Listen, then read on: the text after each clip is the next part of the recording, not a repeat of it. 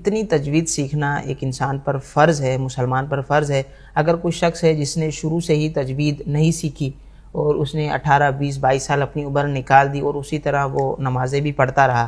تو اب اس صورت میں کیا حکم ہے؟ تجوید ایک تو اس کے قاعدے ہوتے ہیں، اصول ہوتے ہیں، ایک ایک چیز کو یوں سیکھنا کہ مثلاً حرف شین کہاں سے نکلے گا، حرف سین کہاں سے نکلے گا، حرف ضاد کہاں سے ادا ہوگا، تو حرف وا کہاں سے ادا ہوگا۔ ایک تو یہ اس کے قواعد ہیں، اور دوسرے اس کے جو مخارج جو قواعد ہوتے ہیں ان کا سیکھنا ہے، یہ ایک الگ چیز ہے، ایک پورا فن ہے۔ اور ایک چیز ہوتی ہے کہ جو بندے کی بول چال ہوتی ہے، اس کا جو پڑھنا ہوتا ہے، گفتگو کرنا ہوتی ہے، اس میں اس کے قواعد و مخارج بالکل ٹھیک ہیں۔ مثلاً ایک شخص ہے، وہ سین کو بالکل صحیح ادا کر رہا ہے، وہ زا بالکل صحیح پڑھ رہا ہے، وہ شین بالکل ٹھیک پڑھ رہا ہے،